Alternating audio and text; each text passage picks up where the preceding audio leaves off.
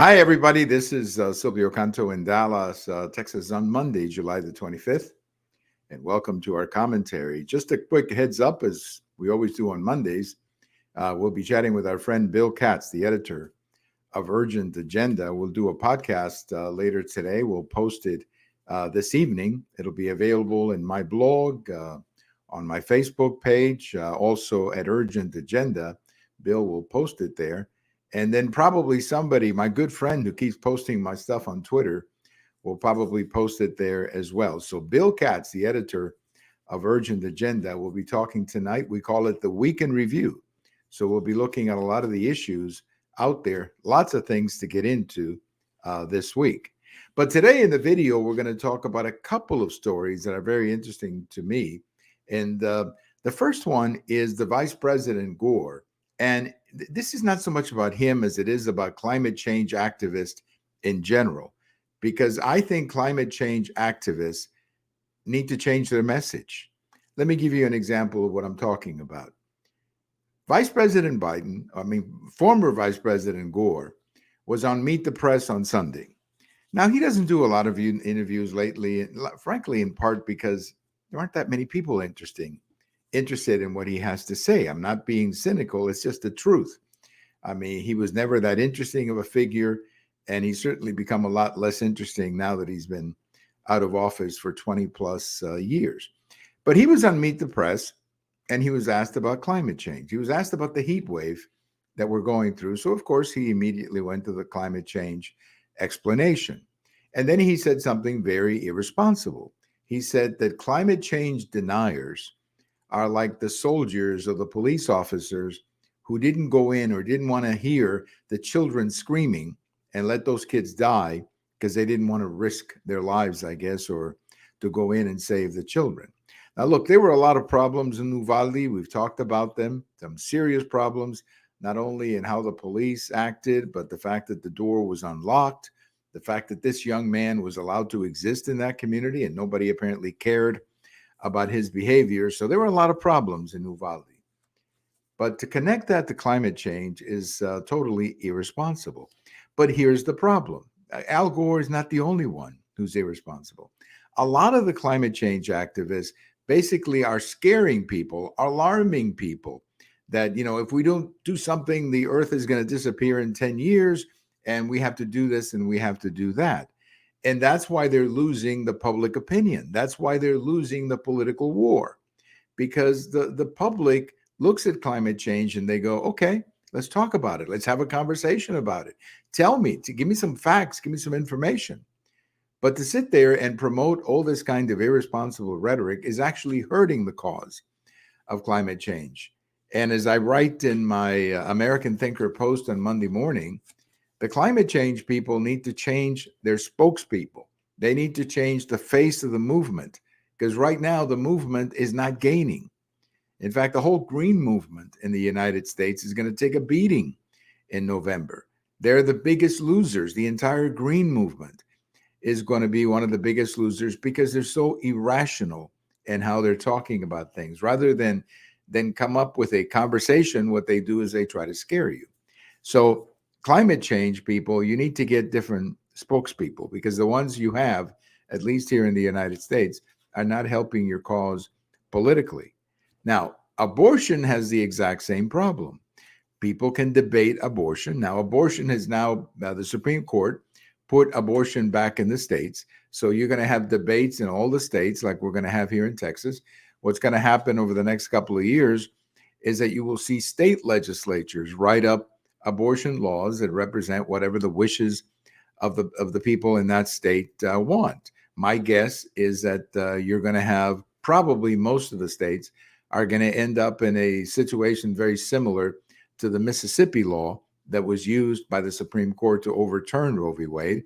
If you remember, the Mississippi law said no abortion in the first 15 weeks of the pregnancy. That opinion, by the way, or that law in Mississippi is very consistent with most countries. Most countries have limitations on abortion. They do not have unlimited abortion. And here's the problem. The Democrats, or many of the abortion spokespeople, are basically want unlimited abortion. So they go out and they do these hysterical things, these marches in front of the Supreme Court justices' homes.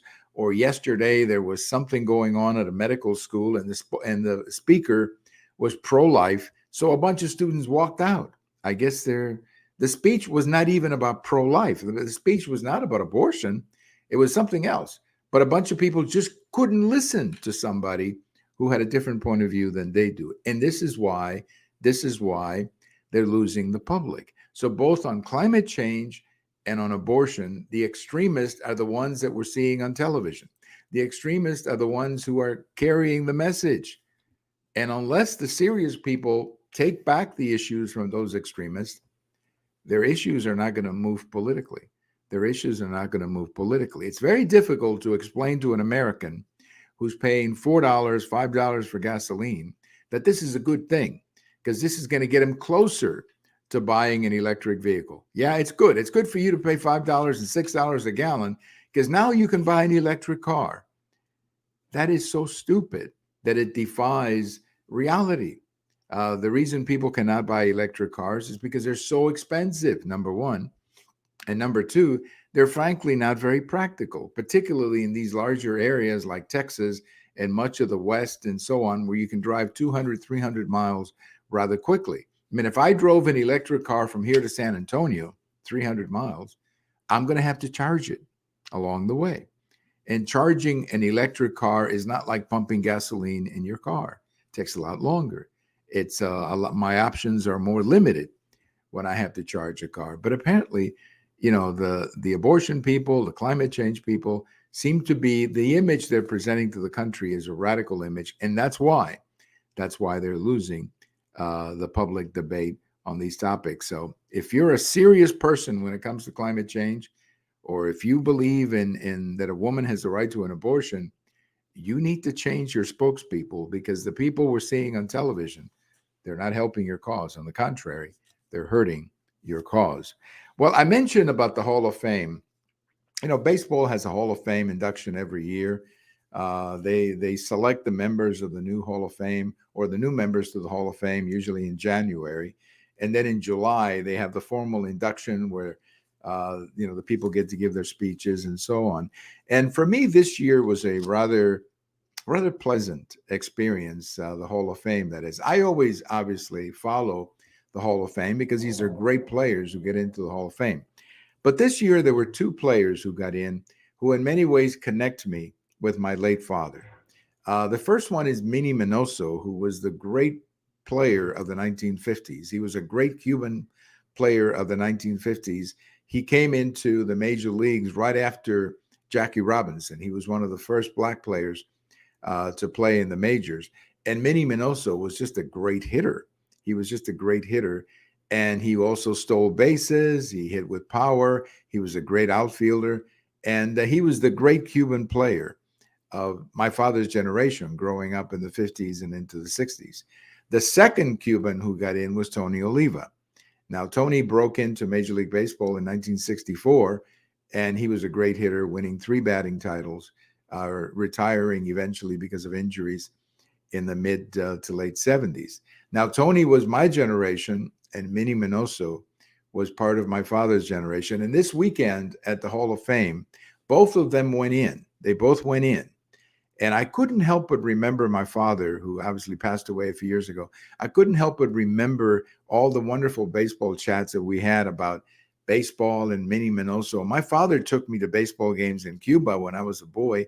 And I remember, vaguely watching Minnie Minoso play. I was too young to remember everything, but my father pointed out that that's Minnie Minoso, the great Minnie Minoso. For that generation, he was the best. And of course, I had the opportunity to watch Tony Oliva play in the late 60s, 70s. And for my generation, he was the greatest Cuban player. So great. I guess, baseball kind of brought two generations together this weekend. And it was an absolutely wonderful thing for me to remember my father and to remember all the great conversations we had about Cuban baseball. And so often those conversations had to be about Minnie Minoso. So congratulations to the late Minnie Minoso for going in. and Tony Oliva, of course, who lives in Minnesota, going in. Congratulations to both of those two great players. Thank you for listening. Don't forget to catch the Weekend Review with our friend Bill Katz. It'll be available later Monday night. And of course, then after that, it'll be available all week. Thank you for listening. This is Silvio Canto in Dallas, and we will talk to you later. Bye-bye, everybody.